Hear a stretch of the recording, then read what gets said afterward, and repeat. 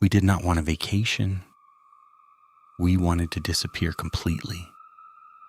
Nora and I drained our savings to buy 100 acres of absolute isolation, deep in the remote timberland of the Pacific Northwest. The property line was 60 miles from the nearest paved road, entirely off the grid, surrounded by an endless ocean of towering Douglas firs.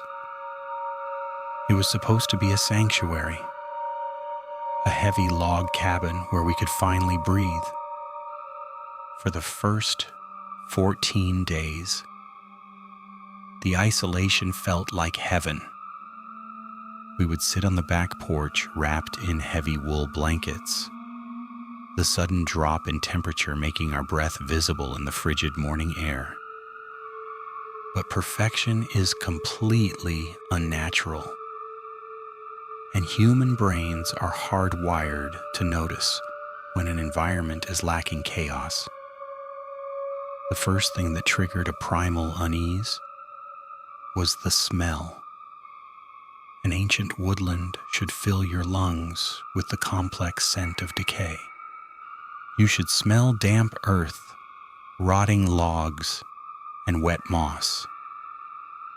But the air around our cabin smelled incredibly sterile. A sharp, overpowering scent of pure pine needle that never fluctuated. It smelled exactly like a chemical cleaning agent pumped through an industrial vent into a sealed room.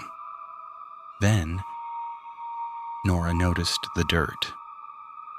We were digging a small trench for a fire pit, turning over thick layers of brown topsoil.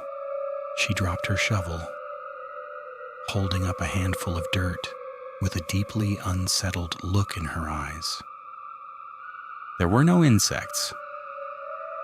We left the porch lights on every single night, and I had never seen a moth circle the bulb. There were no ants crawling on the rotting timber, no spiders weaving webs in the window frames. The dirt was just dry, mathematically uniform dust, completely devoid of biological life. The paranoia began to sit heavy in my stomach, leaving a persistent, metallic taste of fear coating the back of my throat. I am an audio engineer by trade. I spent the last decade in studio booths, training my ears to process the microscopic decay of acoustic frequencies. By the third week, the ambient noise of the woods started making my teeth ache. A bird call in a canyon should bounce off tree trunks, creating a messy echo. The audio outside our cabin did not do that. It sounded entirely flat, lacking any spatial depth or environmental reverb. The wind sounded exactly like an uncompressed digital audio file playing inside a padded, soundproof room. It created a constant, suffocating pressure deep in my inner ear. Then the repetitions started. It was a Tuesday afternoon when the deformed stag first walked out from the dense tree line. It was a massive, towering animal with a sickening mutation.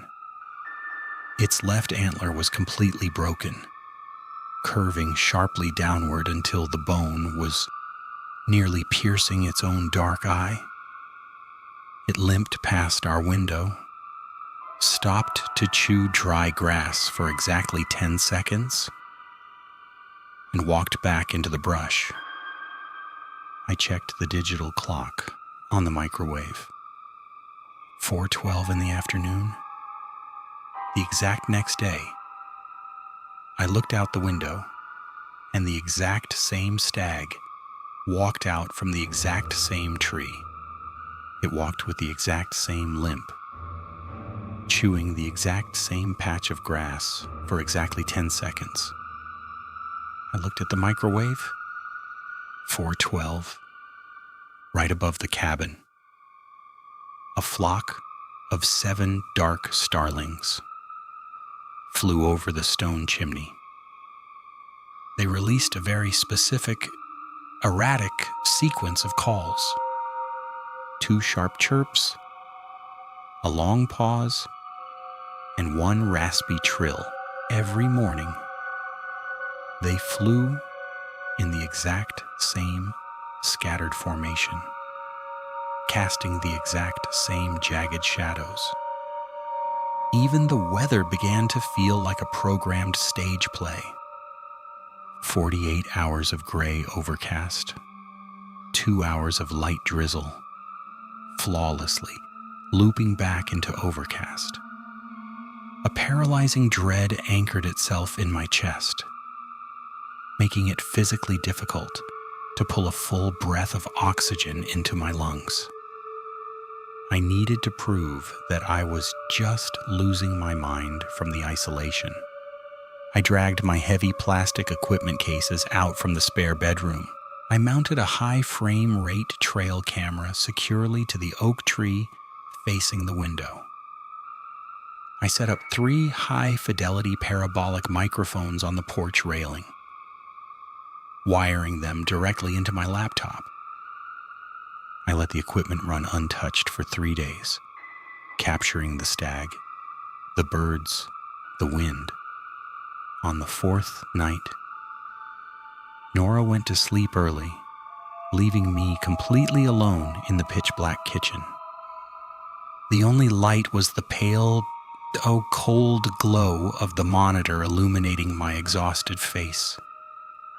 I opened my editing software, pulling the massive audio and video files from Tuesday, Wednesdays, and Thursday.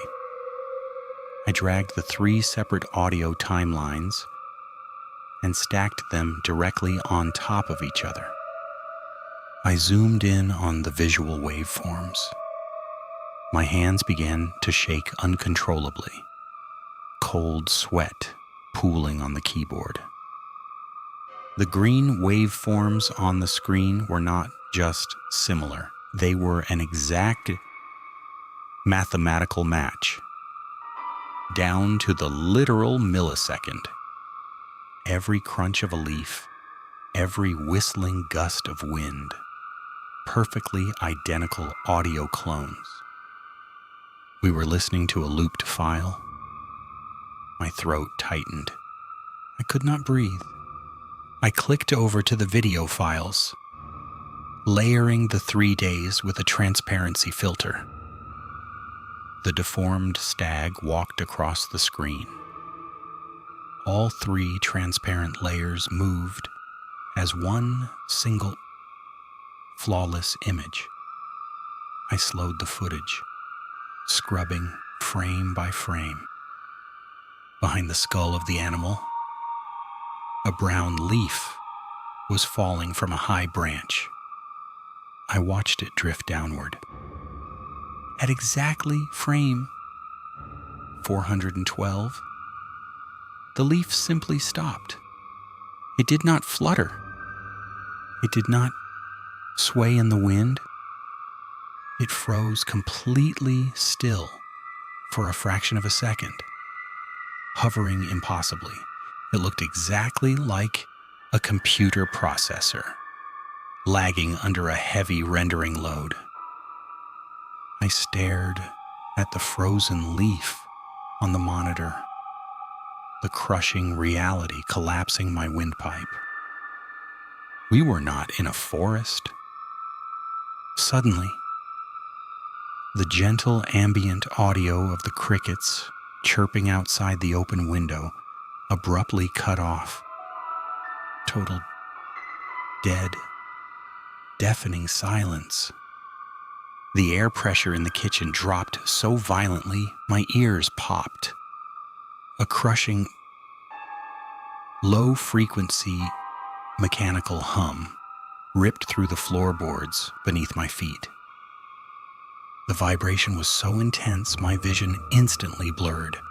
The heavy log walls of the cabin shook against my bones. The air suddenly smelled strongly of ozone and rotting copper. I squeezed my eyes shut as the grinding industrial pressure threatened to burst my eardrums. And then, with a loud digital click that echoed from the sky above, the hum vanished. The crickets resumed their flawless, looping chirp, and the frozen leaf on my monitor finally hit the ground. I did not wait for the sun to rise. I walked into the dark bedroom and shook Nora awake. My hands were trembling so violently I could barely grip her shoulders. I told her the environment was a trap, and we were leaving immediately. I didn't try to explain the lagging leaf on the monitor. I didn't mention the identically cloned audio waveforms or the deafening mechanical hum that had vibrated the teeth in my skull just hours before.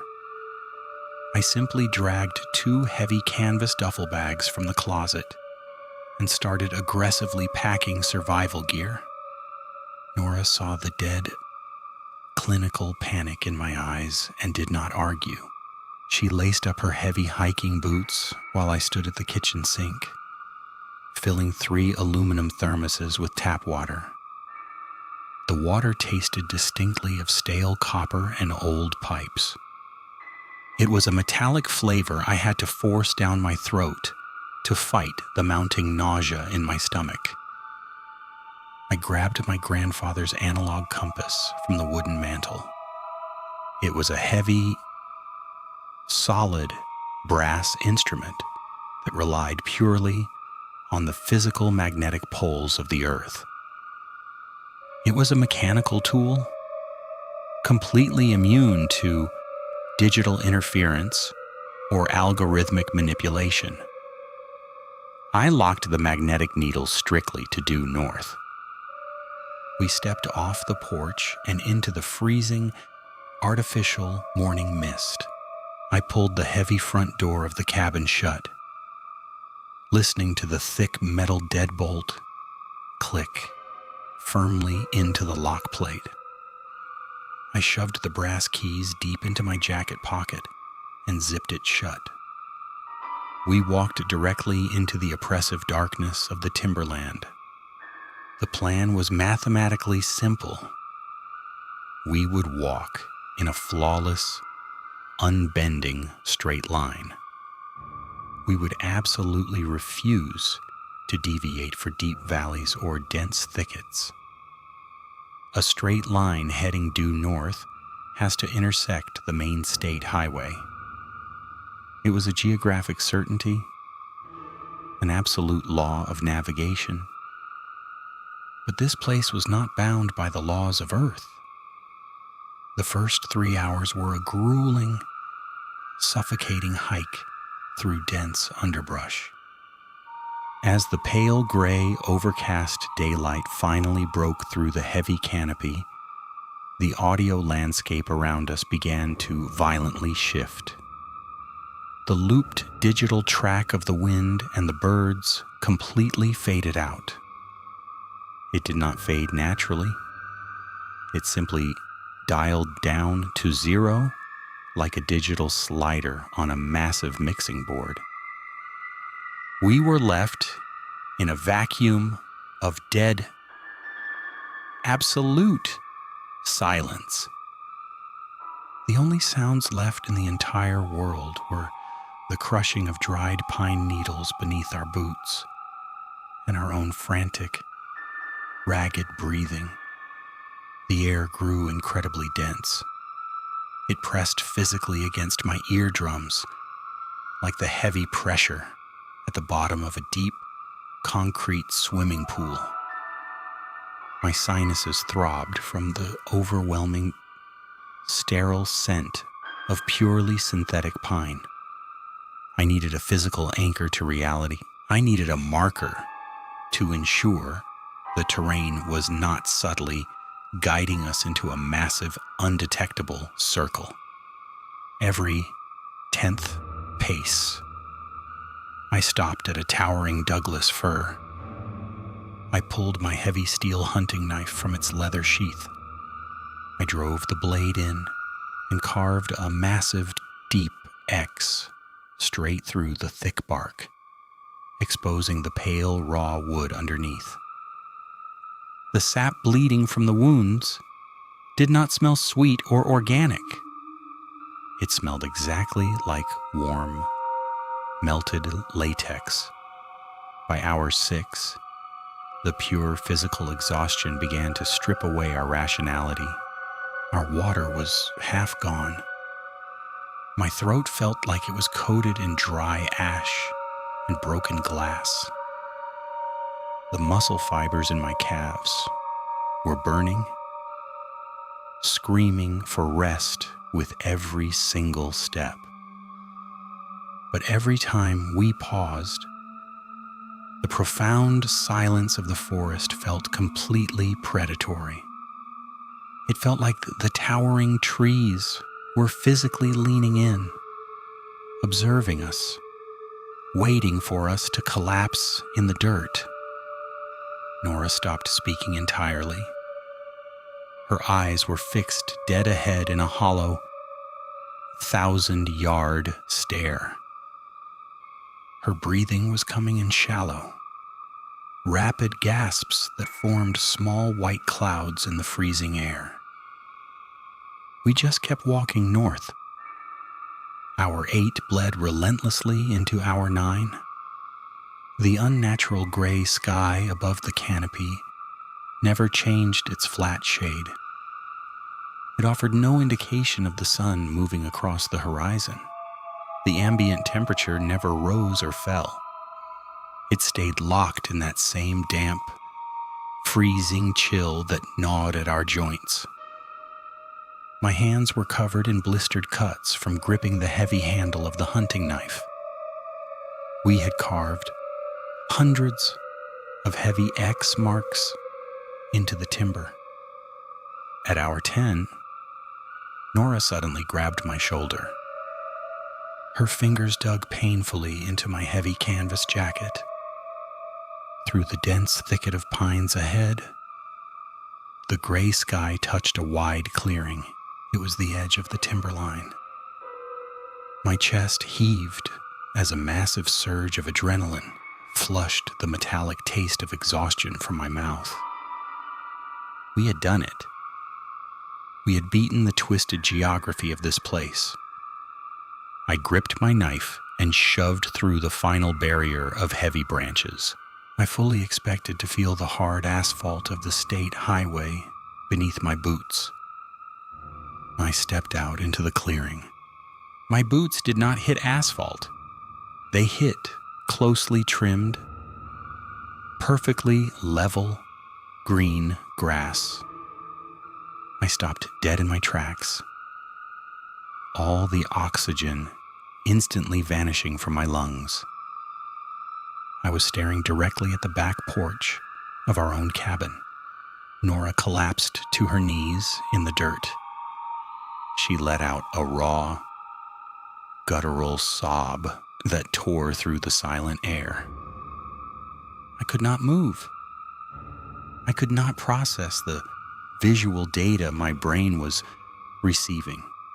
We had walked 10 grueling hours in a flawless straight line. We never turned. We never deviated from the compass resting heavily in my palm. But space itself had seamlessly folded, routing us perfectly back to the exact center of the cage. My eyes drifted to the towering fir tree, standing just 3 feet to my left. Fresh sap was leaking slowly down the dark bark. Carved directly into the trunk at my exact chest height was a deep, heavy X. I had cut that exact mark 10 hours ago, miles and miles behind us. I pulled the brass compass from my jacket pocket. My mind was completely fracturing under the weight of the realization. The magnetic needle was no longer pointing north. It was spinning, a violent, high-speed rotation, blurring into a solid metallic circle under the glass face. The invisible magnetic poles of the Earth had just been entirely shut off. The air pressure dropped heavily again, sucking the breath from my open mouth. A high-pitched ringing noise started deep in my inner ear. Then, a sharp, heavy metallic click echoed across the silent property. I slowly turned my head toward the cabin. The thick metal deadbolt on the front door. The lock I had secured with my own keys 10 hours ago. Loudly disengaged. The brass handle slowly turned downward on its own, and the heavy wooden door creaked open into the pitch-black darkness of the living room. We did not run to the porch. We dragged ourselves across the dead grass on our hands and knees. The compass in my pocket was still spinning violently. A mechanical scream confirming our reality had collapsed. I threw my shoulder against the heavy oak front door and shoved us inside. I slammed the door against the encroaching silence and drove the steel deadbolt firmly into the lock plate. My hands were completely covered in blistered cuts, smearing wet crimson blood across the polished brass. I dragged the solid cast iron dining table across the hardwood floor. The metal legs shrieked violently against the floorboards as I wedged it tightly beneath the doorknob. I tore a heavy fireplace poker from the hearth and jammed it under the table, creating a completely pathetic physical barricade. But we both fully understood the suffocating truth. A heavy piece of furniture means absolutely nothing when the threat is the very geometry of your environment.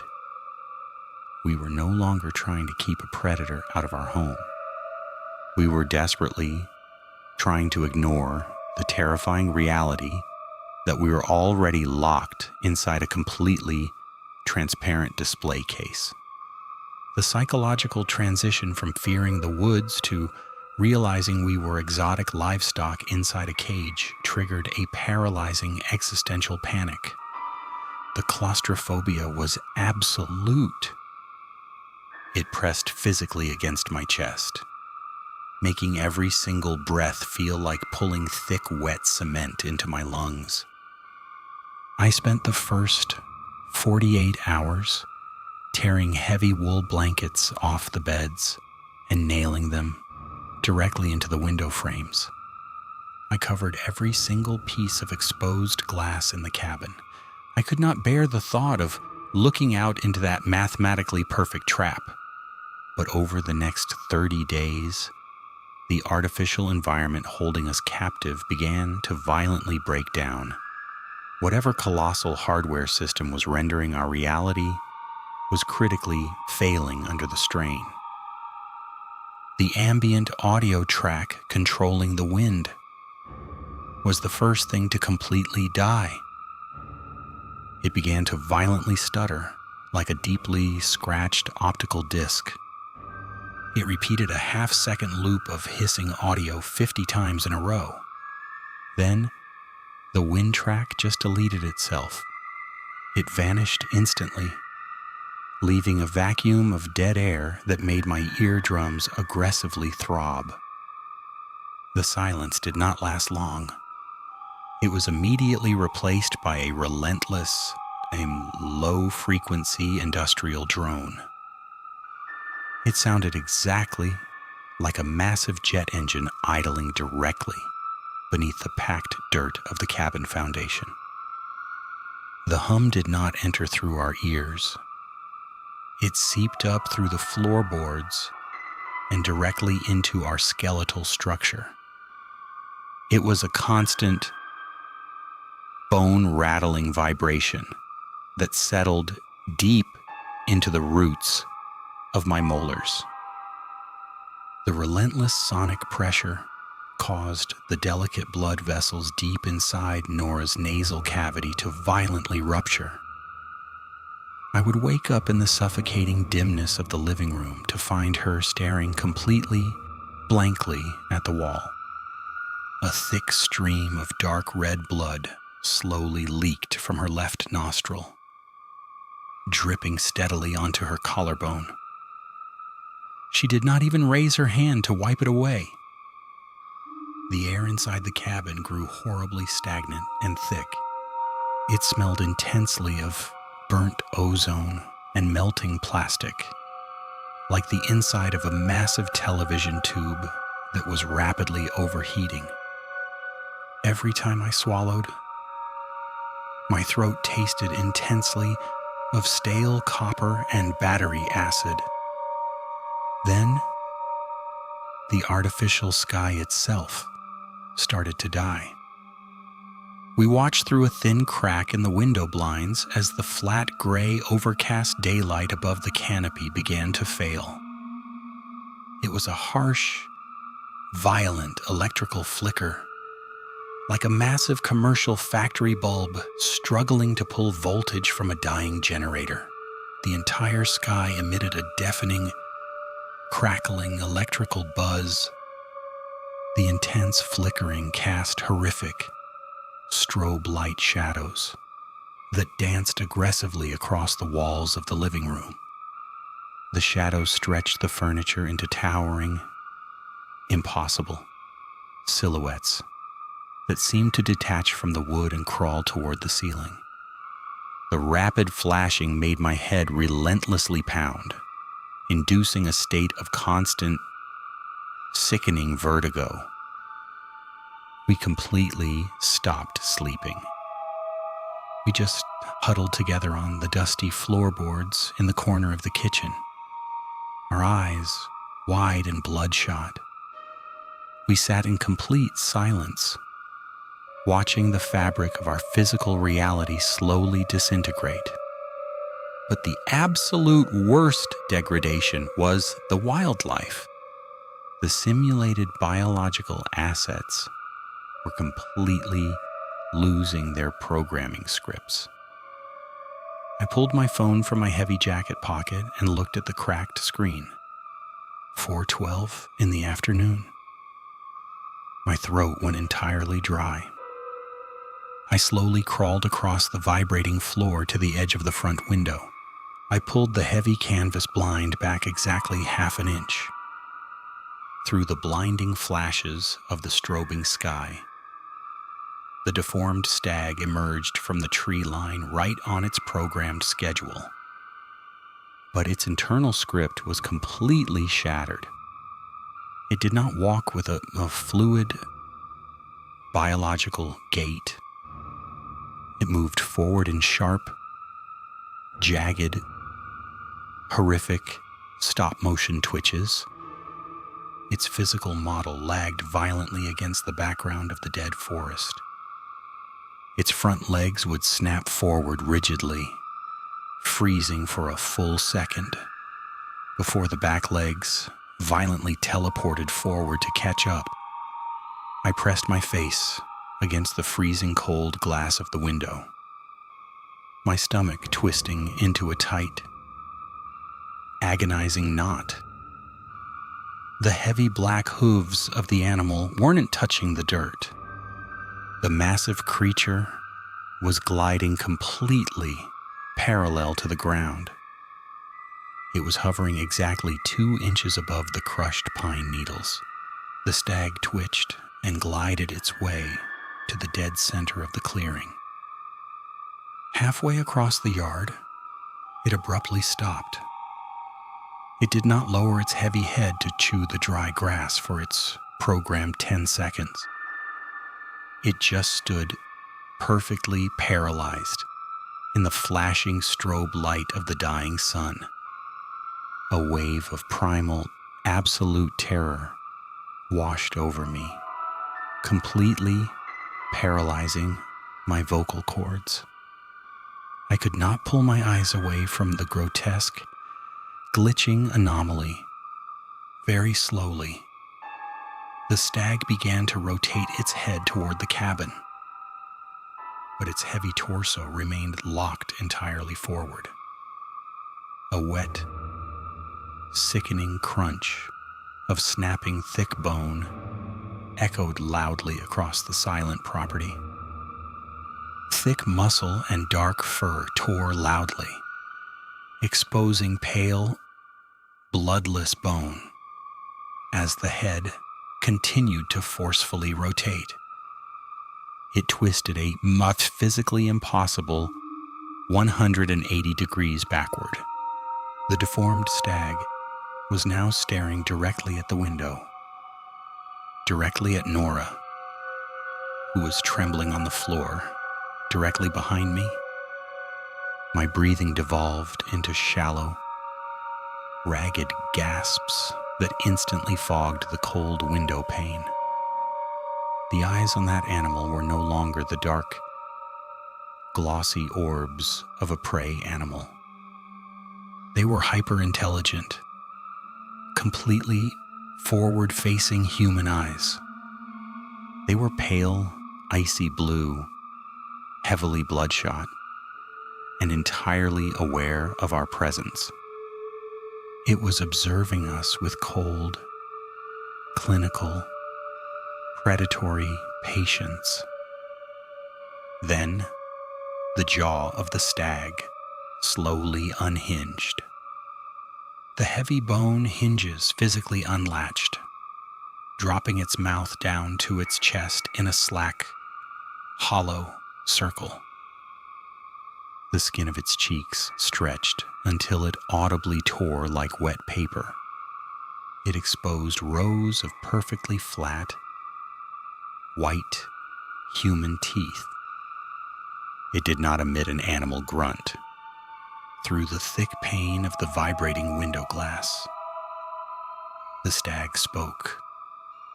Its voice was a flawless, completely uncompressed digital audio playback of my own voice.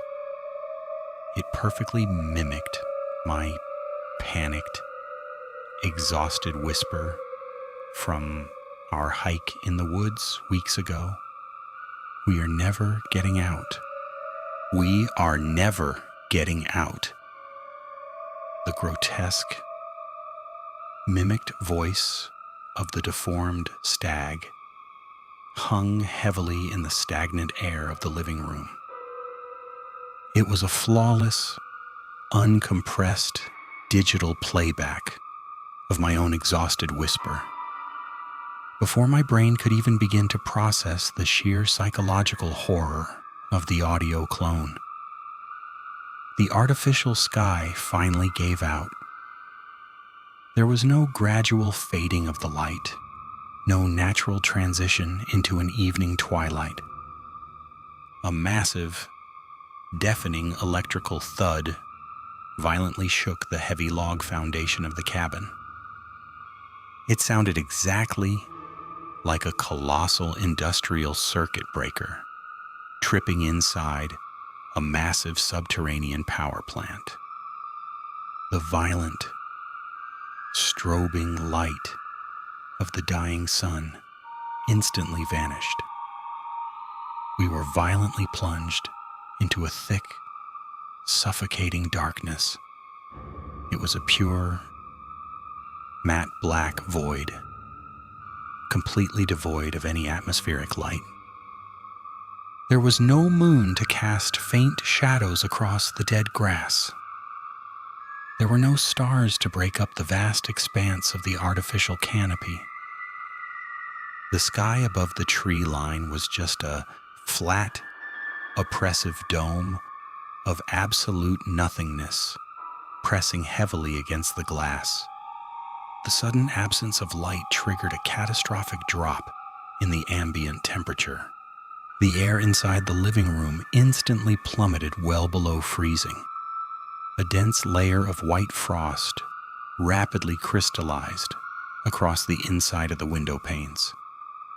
It crept over the glass like a fast-moving biological infection. I could physically feel the unnatural chill biting viciously through my heavy wool jacket. Every time I exhaled, my breath formed thick white clouds that hovered heavily in the stagnant air before freezing directly against the cold glass. The paralyzing dread in my chest shifted into a state of pure, cosmic insignificance. The realization entirely stripped us of our humanity. We were not homeowners trapped in a haunted forest. We were exotic biological specimens locked securely inside an overheating terrarium, and our heat lamp had just permanently blown out.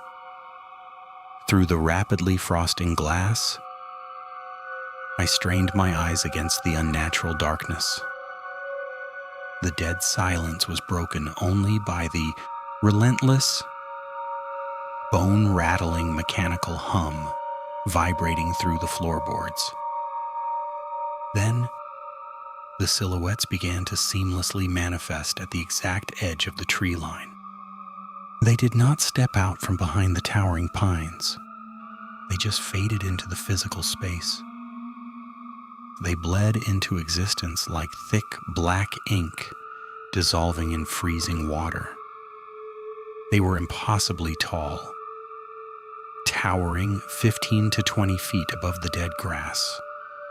Their limbs were horribly elongated and completely disproportionate to their narrow, rigid torsos. Their arms hung perfectly straight at their sides, their multi-jointed fingers nearly brushing the dry earth. They did not have discernible faces. They did not make a single physical sound.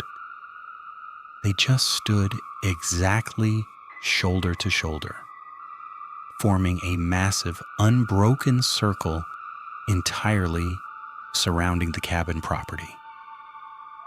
They remained completely motionless, observing our tiny glass enclosure with a cold, clinical, predatory patience. You do not hunt an animal that is already locked securely inside a cage. You simply stand at the glass and watch it slowly lose its mind. The profound, mind-shattering realization of our complete lack of agency finally broke the last functioning thread of my rationality. The intense metallic taste of pure panic flooded my dry mouth. My breathing became violent, ragged, completely uncontrollable gasps. My heart pounded against my ribs so aggressively I could feel the pulse directly behind my eyes. We could not hike out. Space would just seamlessly fold us back into the center of the cage. We were entirely surrounded by an impenetrable wall of towering, silent observers, waiting for the system to fail. If we could not walk horizontally out of the anomaly, we had to go vertically. We had to go underneath it. I pushed myself off the violently vibrating floorboards and stumbled blindly through the pitch-black living room. My heavy boots crushed the glass of broken picture frames scattered across the floor. I reached the cold stone hearth of the fireplace. My numb hands frantically gripped the heavy wrought iron toolkit. My freezing fingers wrapped tightly around the thick oak handle of the fireplace pickaxe. It was a solid, 30-pound slab of rusted cast iron. Nora began to scream from the pitch-black corner of the kitchen. Her voice was completely raw and unrecognizable. She was begging me to stay completely still. She pleaded with me not to draw the attention of the things standing in the dark. I completely ignored her. The suffocating claustrophobia had entirely hijacked my central nervous system. I dragged the heavy tool to the exact center of the living room rug. I raised the heavy iron pickaxe high above my head and drove it violently downward. The sharp iron point smashed through the polished oak floorboards.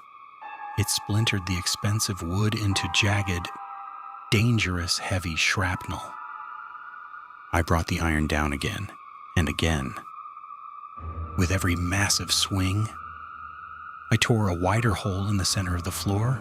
I shattered the wooden subfloor, exposing the dry, lifeless brown dirt packed tightly beneath the cabin foundation.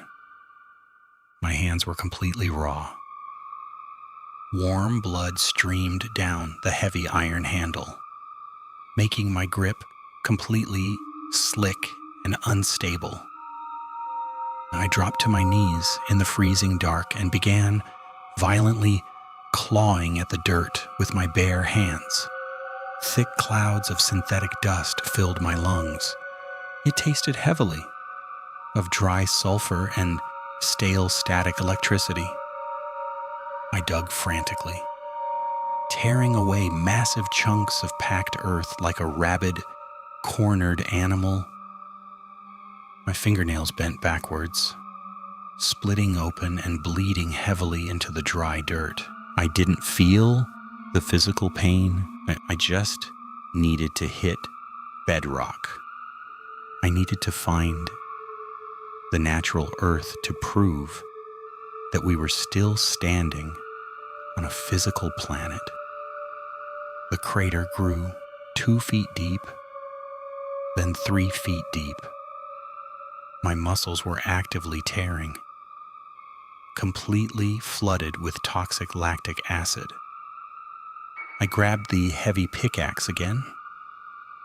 I stood over the hole and raised the iron high above my shoulders for one final, desperate swing.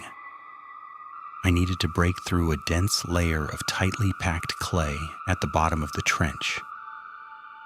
I drove the iron point downward with every single ounce of strength left in my exhausted body. It did not hit dirt. It did not bury itself in solid rock. An ear-splitting, hollow metallic clang violently erupted from the bottom of the trench. It sent a massive shock wave of kinetic energy directly up both of my arms. The impact was so rigid and unforgiving, it instantly dislocated my right shoulder with a wet, sickening pop. I collapsed forward into the freezing dirt, gasping in blinding, agonizing pain. I blindly reached my bloody left hand down into the deep hole I had excavated. My trembling fingers brushed away the loose topsoil. I did not feel a buried pipe. I did not feel a concrete slab. My bare skin pressed flat against a massive, freezing cold expanse of solid industrial steel. It was a heavy metallic grate, locked securely into place with massive iron rivets the exact size of my fist. The entire cabin was not resting on the earth. The thick layers of dirt were nothing but decorative set dressing. The foundation was bolted directly to a heavy mechanical scaffold. I forced my mangled arm to move against the agonizing pain. I gripped the edge of the freezing steel grate with my left hand and violently pulled it upward. The heavy iron scraped aggressively against the surrounding metal, sliding entirely off the hole. A violent, howling updraft of freezing air immediately blasted me directly in the face. It did not smell of damp soil or natural decay.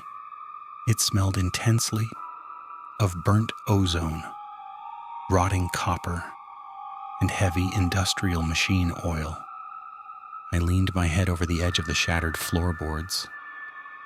I stared straight down through the open metal grate. There was no dirt. There was no earth underneath our home.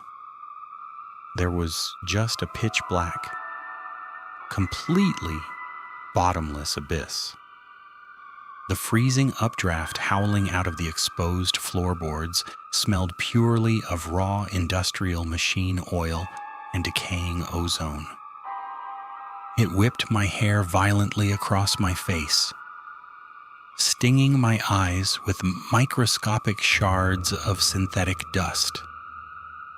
I leaned my chest over the jagged, splintered wood of our ruined living room. I stared directly down into the pitch-black abyss beneath our foundation. My dislocated right shoulder throbbed with a sickening, heavy heat, a violent contrast to the freezing air rushing up from the void. Suddenly, a massive, rhythmic impact echoed from the outside of the cabin. It was a heavy, dull thud that violently shook the framed photographs right off the walls. Through the thick ice spreading across the glass, the towering black silhouette standing at the edge of the tree line had finally moved. They were now standing exactly 30 feet from the front porch. They raised their impossibly long, multi-jointed arms. They began simultaneously pounding their heavy, featureless fists against thin air. Except it was not thin air. They were striking an invisible, towering wall of reinforced glass completely surrounding our property. The barrier did not shatter, but it absorbed the kinetic energy, rippling with faint, geometric blue sparks. They were physically testing the structural integrity of our cage. Thud, thud, thud. The relentless duckwork synchronized mechanical rhythm sounded exactly like heavy sledgehammers striking the hull of a sinking submarine. Nora was curled into a tight, catatonic ball beneath the kitchen counter. Her hands were clamped aggressively over her bleeding ears. She was completely gone. Her mind had entirely fractured under the crushing weight of the absolute dread. I reached my trembling left hand into the deep pocket of my canvas jacket. My frozen fingers wrapped around the thick plastic casing of our last emergency marine flare. I pulled it free, gripping the heavy red tube tightly with my bloody hand. I pressed the strike cap against the abrasive friction pad and ripped it backward. The flare violently ignited with a blinding, aggressive hiss. A massive cloud of thick white smoke instantly filled the freezing living room. The air became heavily saturated with the suffocating scent of burning magnesium and pure sulfur. The intense, violent, red light completely washed out the matte black darkness. I crawled back to the jagged crater in the floorboards. I held the burning red flare over the freezing metal grate. I let it drop.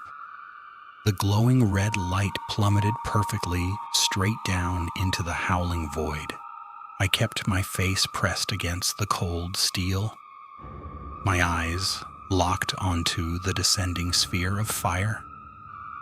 I fully expected it to hit a concrete floor just 50 feet below. It did not hit anything. It kept falling. 100 feet. 500 feet. 1,000 feet. The blinding red light illuminated the true, mind-shattering architecture of our reality. We were not suspended over a shallow dirt cavern.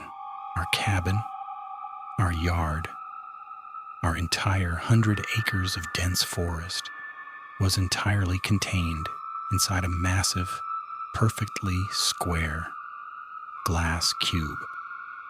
The heavy metal grate beneath our floor was bolted to a colossal rusted steel scaffold suspended in the middle of a completely bottomless abyss.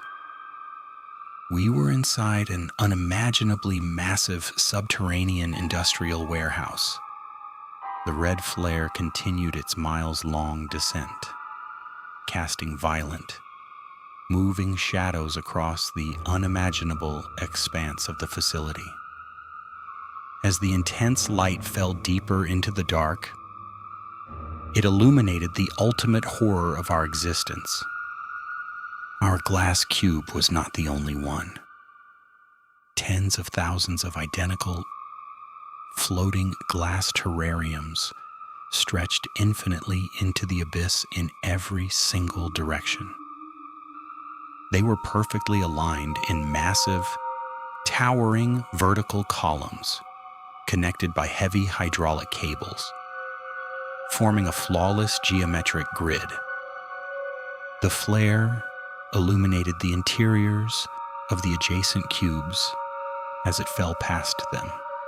In a cube suspended directly to our left, I saw a perfect, hyper-realistic patch of blistering desert sand. In another cube below that, a dense, snow-covered Arctic tundra wrapped in a violent artificial blizzard. Directly beneath that one, a quiet suburban cul-de-sac illuminated by the dull glow of artificial streetlights. Every single biome was completely sealed inside its own invisible glass cage, and inside every single one of them, I saw the microscopic silhouettes of terrified human beings. Tiny figures running frantically against the edges of their enclosures. I watched them pressing their bare hands against the invisible barriers, looking out into the endless mechanical dark in pure, mind-shattering horror. They were screaming into the dead vacuum of the warehouse, an endless, vertical cosmic zoo, a colossal biological archive holding thousands of simulated slices of Earth.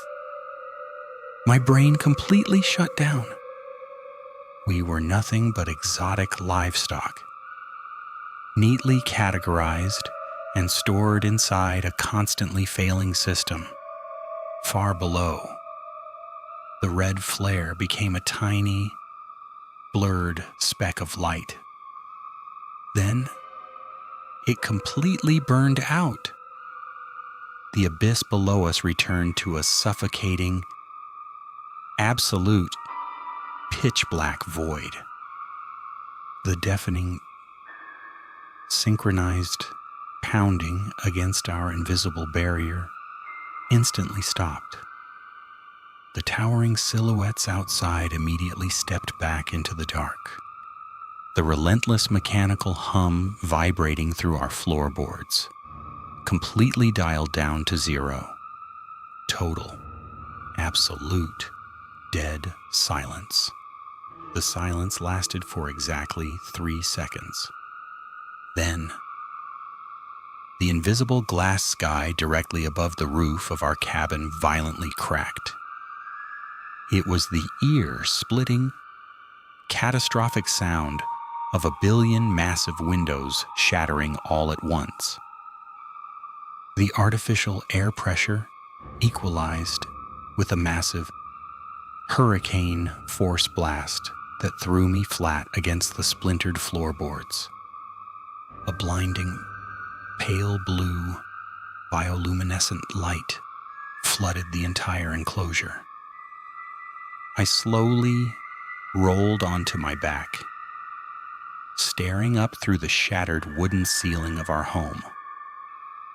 The massive, flat dome of the sky was completely gone. Lowering itself slowly into our exposed cage was a single, unblinking eye. It was colossal. The physical size of a towering commercial skyscraper, glowing with a sickening, wet translucence. The massive black pupil contracted, focusing directly onto my tiny, broken body lying in the dirt. It observed me with cold, mechanical indifference, like a clinician examining a dying amoeba on a dirty glass slide. A booming digitized frequency vibrated violently through my skull. It was not a sound. It was a direct neural broadcast that instantly ruptured the delicate blood vessels deep inside my eardrums.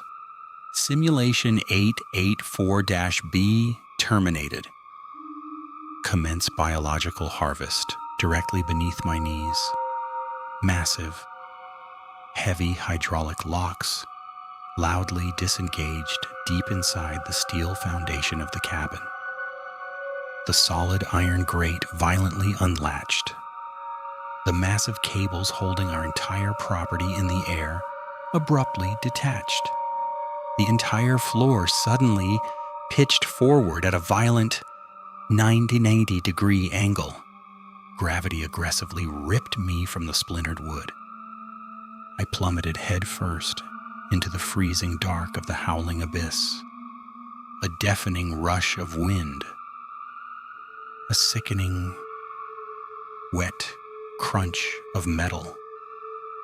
And then total, suffocating nothingness.